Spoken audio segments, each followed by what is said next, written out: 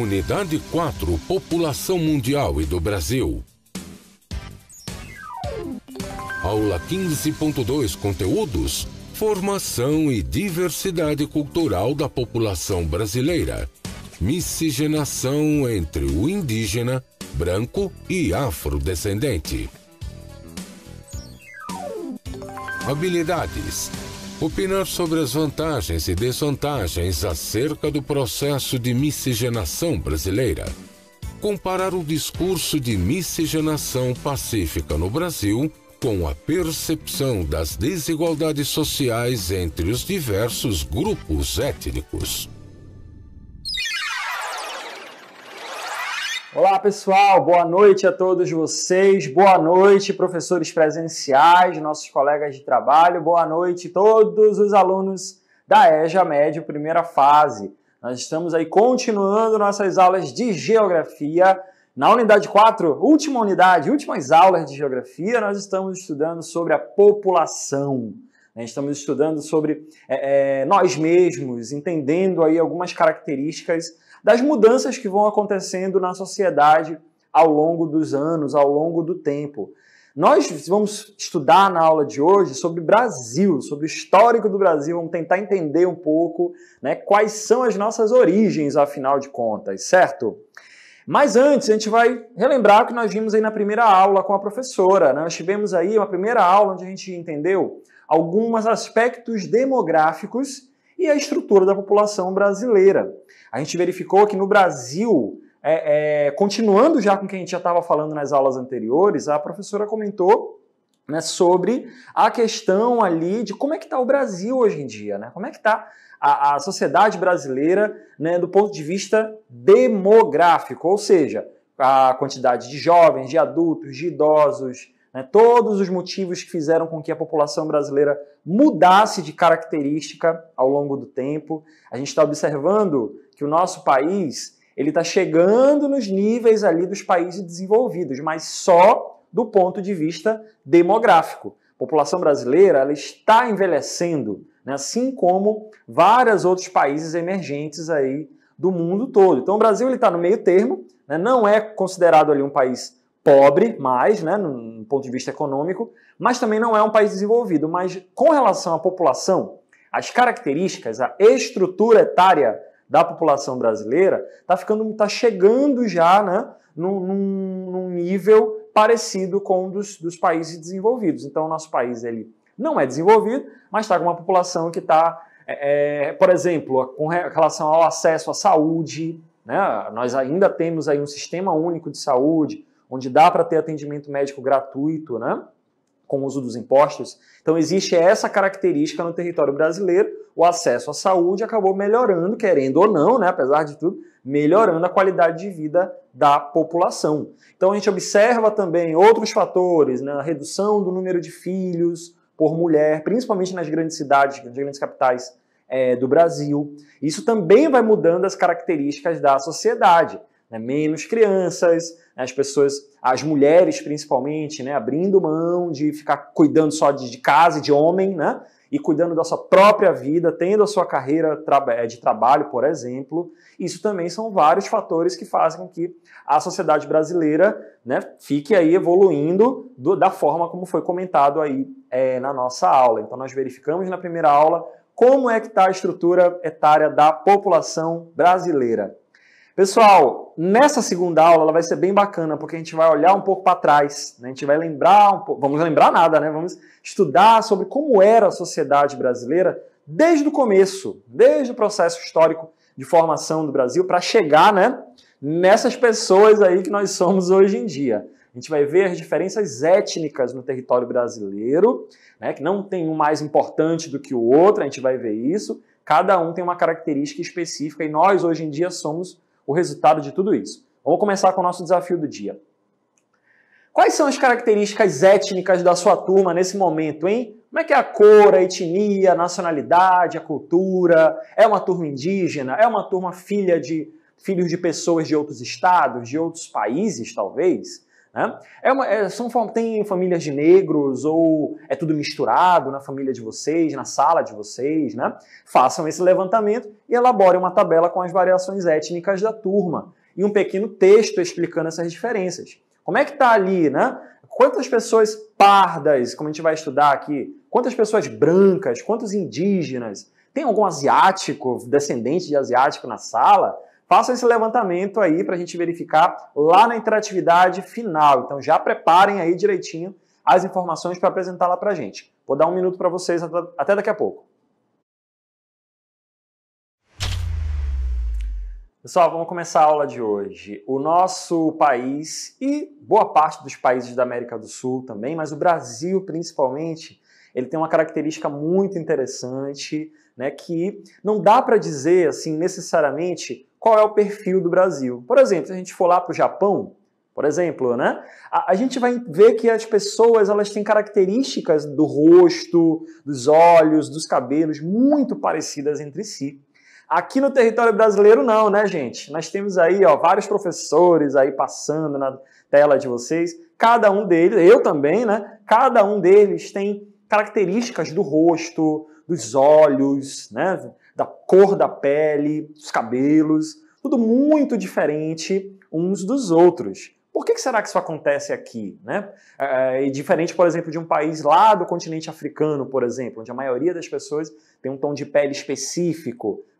Aqui no território brasileiro, não. A gente tem talvez uma vantagem, mas é uma característica do nosso país, essa questão de ter pessoas com diferentes características do rosto, cor de pele e tudo mais. A gente vai voltar no tempo agora nessa aula para tentar entender por que o nosso país é desse jeito, por que tem gente tão diferente aí, né?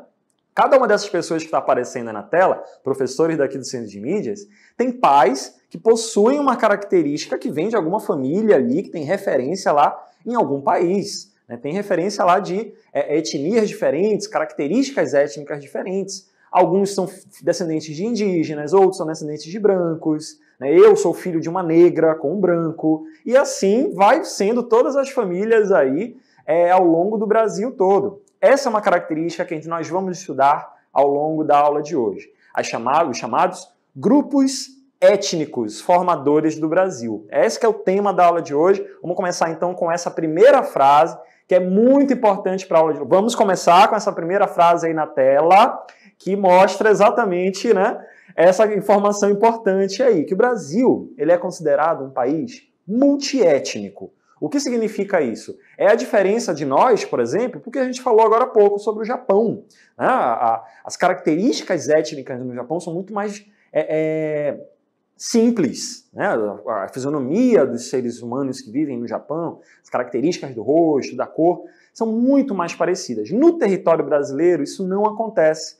Não dá para a gente dizer que o Brasil é um país de pessoas brancas, por exemplo. Não dá para dizer que o Brasil é um país de pessoas negras. Né, e também, muito menos, né, que o Brasil é um país só de população indígena. Né, tudo isso ao mesmo tempo. Por isso que a gente fala que o nosso Brasil, nosso país, é considerado um país multiétnico. Por quê? Porque a população brasileira que a gente conhece hoje em dia, não só a nossa família, né, a gente está falando aqui de Brasil, todas as pessoas que vivem no território brasileiro, tem origem nesses três principais grupos étnicos. O indígena, o negro africano e o branco europeu. O território brasileiro foi, em grande parte, né, as famílias que foram aparecendo desde 1500 até hoje em dia, é resultado dessa mistura que aconteceu. Foi uma mistura sexual, né, que aconteceu ali, né, entre, né, várias pessoas de etnias diferentes e acabou gerando uma situação aí como essa. Não é mesmo, né, que aconteceu tudo isso ao longo da história do Brasil? Na tela que vocês estão vendo aí, aparece, né, uma obra muito famosa de uma pintora que talvez vocês estudaram lá em artes, que é a Tarsila do Amaral. Lá no começo do século XX, ela criou essa obra chamada Operários, trazendo uma realidade das cidades do Brasil, e é uma realidade bem atual até hoje em dia, que é o quê? Uma quantidade de brasileiros que não dá para você dizer qual é o que identifica o Brasil aí. Porque, ao mesmo tempo, todos eles identificam o território brasileiro. Porque todos eles são filhos de pessoas com características étnicas diferentes. Então, isso que é o que vai compor o nosso país. A gente vai falar também que existem muitos problemas relacionados a isso, né, ao longo da aula mais lá para frente. Cada grupo étnico no Brasil tem algumas situações aí muito complicadas, né, de grupos que se consideram melhores do que os outros, né, porque tem por diversos motivos. Infelizmente, o território brasileiro, ao mesmo tempo que ele tem essa grande característica, né, de ser uma mistura, de ser um país miscigenado, ao mesmo tempo é um país que tem sérios problemas ali de desigualdade por causa de características de cor de pele, por exemplo. Mas depois a gente fala sobre isso. Vamos primeiro agora diferenciar dois termos muito importantes que a gente costuma falar, hoje em dia a gente costuma falar errado, né? Não é mais adequado, mas que a gente tem que trabalhar aí para tentar falar da maneira correta, que são os termos raça e o termo etnia. Vamos verificar agora na próxima tela que essas duas palavras, elas têm diferenças entre si e não é mais adequado hoje em dia a gente falar o termo raça quando a gente fala de pessoas. Quando a gente fala de diferenças entre características de seres humanos, a gente não pode lidar com o termo raça, porque o termo raça ele é muito mais utilizado lá na biologia, para diferenciar, por exemplo, uma espécie de gato que tem uma cor própria, de outro gato que tem uma outra pelagem, uma outra característica lá. O termo raça, ele está muito mais direcionado às diferenças ali com relação à composição genética. O ser humano, os seres humanos, todos nós, seja branco, negro, pardo, é a mesma raça, né? A mesma espécie, a Homo sapiens sapiens, que foi o formato de evolução que aconteceu até o período mais recente aí das eras geológicas no mundo todo, né? E no nosso planeta. Então, hoje em dia, para a sociologia, para uma ciência que a gente conhece como antropologia, para a geografia, para as pessoas que estudam sobre população, para a história, para as ciências humanas de maneira geral, né, para a política, o termo correto, hoje em dia, é etnia. Porque a raça traz uma ideia de biologia, traz uma ideia de característica física.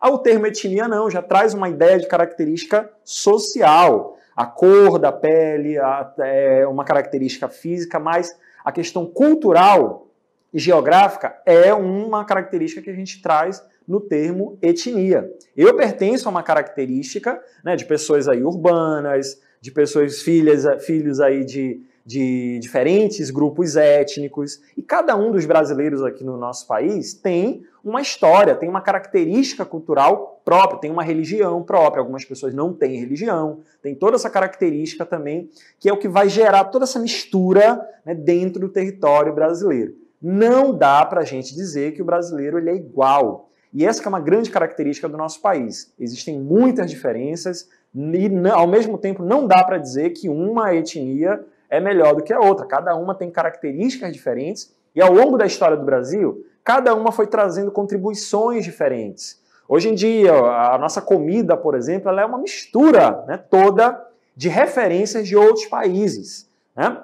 Tanto referências indígenas, né, a farinha, o consumo do peixe, a questão dos banhos, né, muito intenso, quanto da matriz africana, com as danças, né, com a música, com algumas palavras, com algumas questões de cultura, né? E a população branca, que historicamente, em história vocês vão ver, ou já viram isso, historicamente a cultura branca europeia foi ela que mais, né, absorveu coisas de outras etnias aqui no território brasileiro, aqui nos grupos étnicos no território brasileiro. Então a cultura europeia ela ficou muito acima das outras por diversos motivos. A gente vai falar sobre isso mais lá para frente.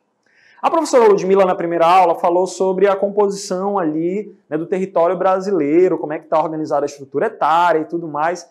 A gente vai ver agora um dado oficial do IBGE, que é do censo do IBGE 2010, que mostra exatamente como é que está organizada as etnias no Brasil. A gente está vendo aí que a maioria da população se considera branca, né, cerca de 47%, né, e a gente vai vendo aí exatamente cerca de 43% se considera pardo, né, que já é essa mistura que o território brasileiro vai passando aí. População negra, 7%, né, um número bem mais reduzido, e a gente também vai observando aí que tem outras etnias aí aparecendo, né, os asiáticos em torno de 1%, descendentes de chineses, japoneses, etc. E a gente vai observando também a população indígena num nível muito menor, né? A gente não pode esquecer, né, que tem ali uma composição ali histórica da comunidade indígena que já estava aqui, né, já há muito tempo, antes da colonização e tudo mais. Então a gente observa que uma característica do censo, quando os pesquisadores vêm, né, fazem as pesquisas, ano que vem vai ter um censo demográfico oficial, 2020, né, está previsto para ter. Então, como é que funciona isso aí? A pessoa se autodeclara, né? Mesmo ela sendo uma pessoa de etnia indígena, por exemplo, é muito comum, quando ela mora em cidade, quando ela sai da sua comunidade indígena e está na cidade, ela se considera, por exemplo, parda. Né? E tem gente, inclusive, que não é branca, por exemplo, e se considera branca. Então, existem pessoas que são negras e se consideram pardas. Então, essa situação ali de características étnicas, elas ainda têm um problema relacionado ao quê? À autoafirmação. Né? Eu, né, me considero pardo. Eu, professor Jefferson, me considero pardo. Eu entraria naquele grupo ali que está de laranja. Mas uma pessoa negra, né, com características claramente, né, de população negra, os traços, as características da família, ela tem que se declarar negra, mas por diversos motivos, infelizmente, acontece isso, a pessoa acaba se declarando, né, de um grupo étnico da qual ela não necessariamente pertence, mas isso foi uma decisão o quê? Decisão dos governos ao longo dos anos de fazer as pessoas se autodeclararem. Então fica a dica aí para quem, quando o censo chegar até vocês, né, as pessoas que são adultas, que representam as famílias, declarar corretamente. Né? Não, a minha família, a minha comunidade é indígena, a minha comunidade aqui, a minha família é negra. Eu sou filho de um branco com uma negra, mas a minha característica é de pardo, por exemplo. Né? Então tem essa questão da autoafirmação e de você se autoconhecer, né? De conhecer as suas origens também. Vocês já pararam para fazer esse levantamento de onde veio, para você chegar onde você está hoje em dia?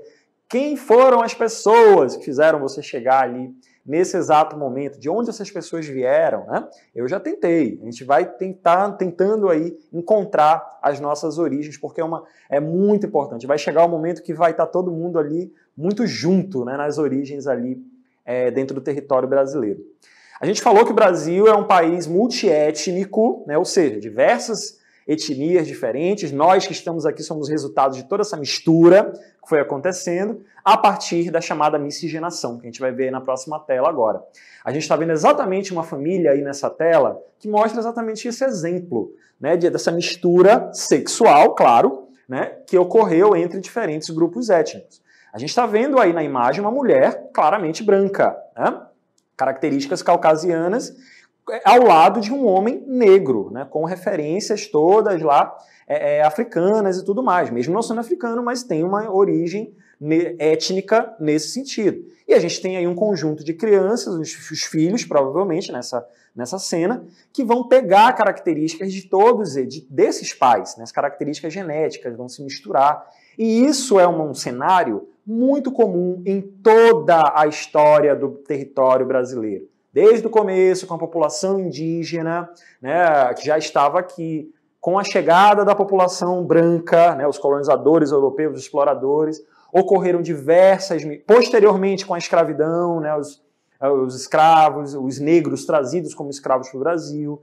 Então, ocorreu ao longo do tempo, não teve como barrar isso, né, essa mistura. Era o explorador que estava explorando, lá encontra uma índia, aí... ocorre, né, a mistura e tudo mais, e acaba nascendo uma criança, filha desses dois. Às vezes uma criança que é indígena, uma comunidade indígena, aquela indígena acaba tendo uma filha branca, né, e já gera uma diferença ali naquela área. Seja, como ocorreu bastante, né, donos de fazendas, de população escrava, utilizando as mulheres escravas mais bonitas, ou de qualquer forma, que estão lá disponíveis, né? A lógica da escravidão, infelizmente, era assim.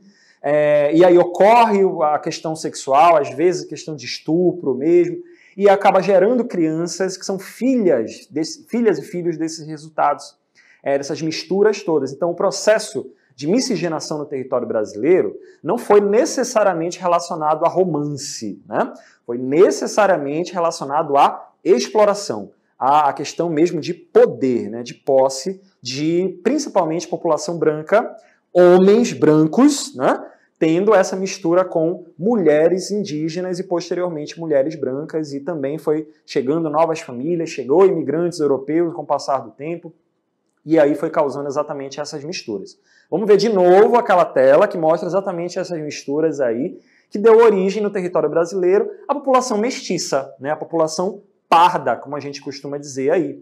É o mulato, que foi resultado ali do branco e do negro, é os chamados caboclos ou mamelucos, mistura aí do branco e do índio, né? É o cafuso, mistura do índio e do negro. Então todas essas pessoas que foram sendo misturadas, né, a partir do sexo entre grupos étnicos diferentes, como a gente falou, a história está aí para nos dizer, né, foi gerando, né, toda essa mistura que nós somos hoje. E a gente está falando aí de 500 anos de misturas étnicas de exploradores europeus brancos, né, de escravas e escravos negros e de comunidades indígenas que foram ao mesmo tempo dizimadas, né, pela exploração, ao mesmo tempo foram utilizadas sexualmente. E essa mistura, pessoal, está acontecendo. Pessoal, a gente vai ver um trecho de um documentário muito bacana, muito especial, baseado num livro que é muito importante para esses estudos aqui, né? Um livro chamado O Povo Brasileiro. É um livro do Darcy Ribeiro que é muito importante para uma ciência que a gente chama de antropologia, que é a ciência que estuda os grupos étnicos, estuda as características étnicas das comunidades aí do interior, das cidades, de diversas formas aí. E esse livro, O Povo Brasileiro, ele é muito importante porque ele faz esse levantamento de exatamente como foi essa mistura, que a gente vai repetir aqui. Não foi uma mistura baseada em romance, não, tá, gente? Foi uma coisa mesmo de poder, né, de relação, às vezes casos de estupro e tudo mais, e que também tem relações amorosas envolvidas, claro, né? Mas quando a gente fala de história do Brasil, infelizmente essa relação foi muito mais intensa do que o normal. Vamos ver um trecho desse documentário que mostra o próprio autor, Darcy Ribeiro, e outros participantes ali comentando sobre a formação ali de nós, né, da população brasileira. Vamos acompanhar. Então a cultura brasileira é uma cultura de retalho. O que ela pode ter de singular decorre da invenção de um brasileiro livre, que poetiza livremente, ou que romanceia livremente, ou de um artesão que guarda uma técnica. Mas é, sobretudo, o que o povão guarda. Povo novo, você misturando índio sem tanga, pelado. Mas com uma sabedoria incrível. Sabia viver na floresta e sabia ensinar a viver na floresta. Esses povos indígenas fizeram a fusão cultural com portugueses, poucos, e com negros vindos da África. Dessa sementeira humana nasceu o povo-nação de 150 milhões que somos hoje. Cultural e linguisticamente unificada, certa e segura de sua própria identidade nacional, como gente que, já não sendo índia, nem afro, nem europeia, é uma coisa nova nesse mundo. O Brasil é resultante da fusão desses milhões de gente desencontradas. Fusão genética, uma vez que a mestiçagem aqui sempre se fez sem freios e sem nenhuma noção de que fosse crime ou pecado. Fusão também espiritual, pela confluência que aqui se deu dos patrimônios culturais de nossas diversas matrizes. Tudo isso nos plasmou como um povo mestiço na carne e no espírito. Como tal, herdeiro de todas as taras e talentos da humanidade. Bem bacana, né? Nós como se fosse uma colcha de retalhos, exatamente.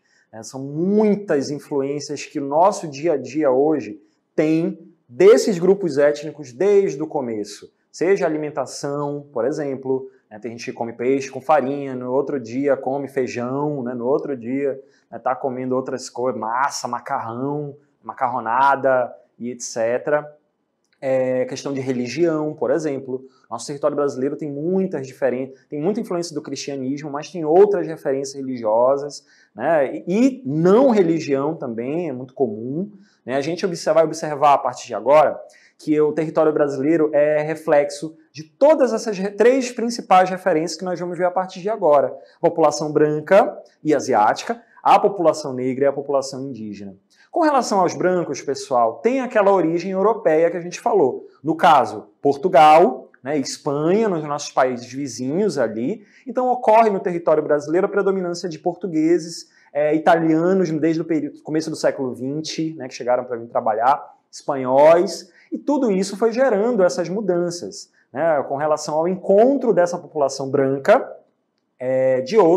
com outros grupos étnicos que aconteceram aqui, seja por conta da exploração, né, do uso do corpo de indígenas e escravas negras, ou mesmo por conta das alterações ali nas cidades, as pessoas vão se conhecendo, vão interagindo, né, e vão gerando ali essas mudanças que a gente considera como miscigenação. No território brasileiro, a gente vai ver na próxima tela que houve uma entrada maciça de imigrantes brancos, alemães, italianos, e tudo isso, russos, poloneses. A gente tem uma comunidade japonesa muito forte aqui no território brasileiro também, né? E isso acabou modificando também a população brasileira. Aqui na região norte, a gente observa muito isso, né?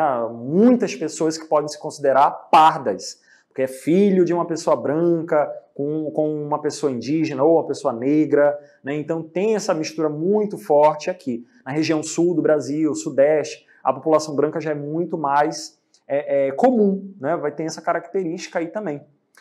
O grupo indígena, como a gente vai ver na próxima tela, tem essa característica também de serem os primeiros habitantes do território, do que a gente conhece hoje em dia como Brasil. Então tem toda a referência cultural, né, com relação ao idioma, com relação ao vestuário, né, tem muita influência também nesse sentido, né, a questão dos banhos, por exemplo. Não, é uma característica cultural europeia, né, a questão de estar sempre higienizado, é uma coisa que veio da comunidade indígena. A preferência, né, por outras alimentações vindas da mandioca, por exemplo, tudo isso é referência indígena. A gente observa também uma outra palavra que é muito complicada a gente usar hoje em dia, que é o termo índio, né? Hoje em dia se considera, para a antropologia de maneira geral, para a geografia também, o termo índio já é um pouco mais ofensivo, já se utiliza muito mais nas universidades, nos estudos de maneira geral, o termo indígena, né? Comunidades indígenas, para não ter que falar aldeia, tribo, né? As lideranças indígenas no Brasil sempre trabalham essa ideia, né, de não usar termos pejorativos e usar termos um pouco mais adequados hoje em dia, né? Culturalmente a gente sabe que a palavra índio, a palavra aldeia, tribo é muito utilizada, mas hoje em dia é mais adequado usar o termo indígena, né? Aqui no Brasil tem uma quantidade muito reduzida de indígenas autodeclarados, né, os indígenas que já foram milhões na história do Brasil e passou por todo aquele processo que a gente verificou de chacinas, de mortes mesmo, de exploração, né, pelos colonizadores europeus. Isso vocês vão estudar em história ou já estudaram. E aí a gente observa hoje em dia, mesmo assim, né, uma quantidade de grupos indígenas muito variada, seja na região norte, seja na região centro-oeste do Brasil, no sudeste brasileiro, né, e a gente vai ver na próxima tela também que o problema das comunidades indígenas hoje em dia ainda é a questão da terra, ainda é a questão da posse de áreas reservadas para as comunidades indígenas. Então a gente observa muitos embates políticos mesmo hoje em dia. Na tela a gente está vendo aí uma comunidade fazendo um protesto em Brasília, exatamente por conta desse conflito de interesses. As comunidades indígenas tentando manter as suas áreas ali de proteção, as áreas de comunidades indígenas, e você tem ao redor, né, fazendeiros, grandes empresas querendo utilizar aquele espaço. Boa parte das reservas indígenas ali no norte do Brasil, no centro-oeste, né, são áreas cuidadas ali por comunidades indígenas, mas que infelizmente têm esses interesses aí querendo retirar a exclusividade das comunidades indígenas. Isso acaba prejudicando, né, tá gerando prejuízos intensos para as comunidades que estão se sentindo ali ameaçadas no seu estilo de vida e tudo mais. Na próxima tela a gente vai ver que existe um documento oficial, né, que garante diversos direitos para a comunidade indígena. É o Estatuto do Índio. Nós temos aí a FUNAI, né, a Fundação Nacional do Índio, que tem essa atribuição de gerar os interesses ali das comunidades indígenas no Brasil todo. Né? Então a gente observa um embate muito grande, político, né, que acaba infelizmente ficando menos a favor das comunidades indígenas e mais a favor dos interesses, por exemplo, de mercado. Então, a gente observa ali uma orientação governamental nos tempos atuais, né, para reduzir um pouco essa preferência muito grande que o Brasil acabou alimentando entre as comunidades indígenas. Então, isso está gerando um embate muito grande, porque as comunidades estão se sentindo ameaçadas, né? Alguns grupos políticos que representam as comunidades indígenas o tempo todo discutindo, mas infelizmente essa é uma discussão que ainda está gerando muitos prejuízos ali, porque infelizmente a questão da preservação cultural das comunidades indígenas de maneira geral ainda passa por decisões políticas. A gente está vendo também existe uma discussão muito grande com relação ao que a comunidade indígena prefere. Se é a preservação da cultura em áreas reservadas, em áreas isoladas das grandes cidades, ou se as comunidades indígenas querem ter a integração ali com a sociedade ocidental, com a urbanização. Tem algumas comunidades indígenas que vivem, por exemplo, aqui na capital do Amazonas, e tem uma outra relação, né? É uma relação muito diferente entre as suas referências étnicas, referências culturais, e o que eles estão observando no dia a dia das grandes cidades, a questão do emprego, da indústria, de focar na língua portuguesa, ou de aprender um outro idioma, né, e não querer mais voltar para as comunidades. Então é outra discussão cultural, principalmente. E aí, ficamos isolados, falamos só o nosso idioma, ou a gente, né, tenta se integrar à comunidade brasileira, à questão urbana brasileira. Então, a busca, né, de equilíbrio, mas aí existe essa discussão também. Se misturar com a cultura brasileira, né, de maneira geral, acaba perdendo um pouco da identidade. Tem gente que vai querer ir para a cidade, não vai querer mais voltar para a comunidade. Mas se ficar todo mundo preso ali na comunidade, ninguém vai ter acesso aos serviços ali que são oferecidos e que são direitos, né, da comunidade indígena no Brasil todo. Então é uma discussão muito demorada com relação às características étnicas indígenas. Outro grupo étnico no território brasileiro é a população negra, né, que infelizmente é o principal problema da comunidade indígena e também das comunidades negras de maneira geral, é a questão do preconceito, né, é a questão do histórico durante muito tempo aqui no território brasileiro e no mundo todo também. Muitas comunidades negras acabaram sendo utilizadas como trabalho escravo. E caso a gente não lembre, a lógica de trabalho dentro da escravidão é a de quê? É a de não ter direitos. Inclusive serem considerados ali, né, seres humanos inferiores. Talvez a ideia de raça, né, da gente usar aquele termo errado, raça, venha daí. Né, exatamente de passar aí por anos e anos, né, de escravidão, de comunidades sendo exploradas, o trabalho sendo explorado por populações brancas dentro do território brasileiro. Então isso acabou gerando, depois que a comunidade negra se tornou independente, né, livre, com os direitos dentro do território brasileiro, acabou se gerando também esse problema de todo mundo livre, mas e aí? Né? O que a gente tem aqui? Nada. Então acabou se gerando no território brasileiro grandes grupos de populações brasileiras, principalmente negras, que possuem piores condições de vida. Na próxima tela a gente vai ver aí, né, quando a gente olha para o território brasileiro, a maior taxa de desemprego no Brasil está entre a população negra.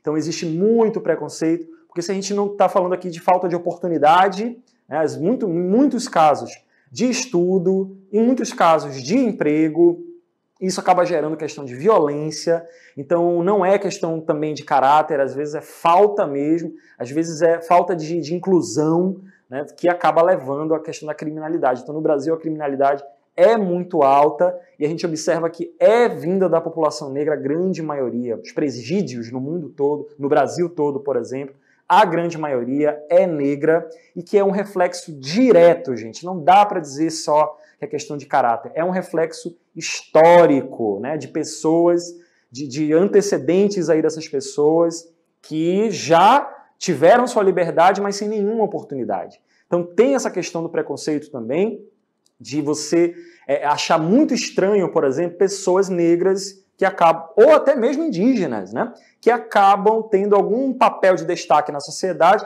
e acaba já sendo muito estranho. Né? Vamos ver na próxima tela alguns exemplos. A gente está vendo a imagem do meio aí, a imagem de cima, a imagem do Gilberto Gil, um cantor, né, muito famoso, que se tornou ministro da cultura durante determinado período da história.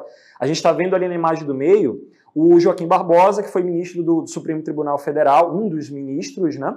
E que tem toda aquela... Nossa, ele é negro, né? Esse tipo de reação, quando a gente vê, na imagem de baixo a gente está vendo o Milton Santos, que é um dos estudiosos aqui da geografia, que se tornou muito conhecido e é negro, né? E, então, até essa própria reação é muito característica de um preconceito que a gente tem guardado com a gente. Nossa, ele é negro, ele é juiz. Nossa, ela é uma mulher negra, ela é diretora de escola, né? Uau, que legal! Nossa, e essa questão é muito porque na mentalidade brasileira, infelizmente, é como se só pudesse ter cargos de liderança pessoas brancas, pessoas, né, que têm essa característica de pele mais clara, quando a gente sabe que a raça é a mesma, né, e que tem apenas essas diferenças étnicas. E a questão cultural também é muito grande, né? É muito estranho a gente ver uma mulher em papel de liderança, é muito estranho a gente ver um negro, é muito estranho a gente ver um homossexual, né, em papel de liderança, um indígena tomando partido sobre determinado assunto, né, querendo trazer esses assuntos, porque infelizmente a gente tem ao longo da história do Brasil, esse conflito o tempo todo entre grupos que se consideram melhores do que os outros e que não deixa, né, às vezes tem falta de oportunidade para os outros grupos que formaram a população brasileira. Vamos continuar vendo aquele pedacinho de documentário, um pedacinho do documentário muito bacana, que é baseado no livro O Povo Brasileiro, que mostra mais alguns aspectos da formação da nossa população, de nós mesmos. Vamos acompanhar. A Índia prenhada pelo branco pare um filho. E quem é esse filho da Índia? Ele não é índio. Nem quer ser. O índio é gente oprimida. Ele vai ser um caçador de índio, matador de índio. Ele não é europeu. Nem o país considera como igual. Ele é um filho da terra. Então começa a surgir um povão que não é nada, que não é ninguém. Dessa ninguém-dade, ele só pode sair virando outra coisa. Foram aqueles povoadores à toa que prepararam o campo para o único processo de colonização que teria sido possível no Brasil, o da formação, pela poligamia, de uma sociedade híbrida. Deve ter sido como um calço ou forro de carne, amortecendo para os colonos portugueses o choque violento de contato com criaturas inteiramente diversas do tipo europeu. Pois é, gente, então o território brasileiro é resultado de toda essa mistura, foi comentado, né? Infelizmente, a situação ali de exploração, de poligamia, que acabou gerando todas essas características aí, né? Dentro do território brasileiro, pessoas que definitivamente não são iguais. Seja nas características étnicas, seja na religião, seja na questão cultural, né? E tá tudo bem, é o que importa, né? Não dá para dizer o que é melhor, o que é pior. Tem aquela referência cultural que cada grupo étnico tem aqui no território brasileiro. Por mais que essa relação não seja tanto de harmonia, né? Mas ela existe e ela ocorre no território brasileiro, esses embates todos entre diferentes grupos étnicos que só querem, né, sua melhoria e o seu reconhecimento enquanto ser humano. E amanhã, última aula de geografia antes da prova, tá? Amanhã, aula normal. Boa noite, professores. Boa noite a todos os alunos. Boa noite, professora Ludmila. Boa noite, professor Jefferson. Boa noite a todos vocês e até amanhã.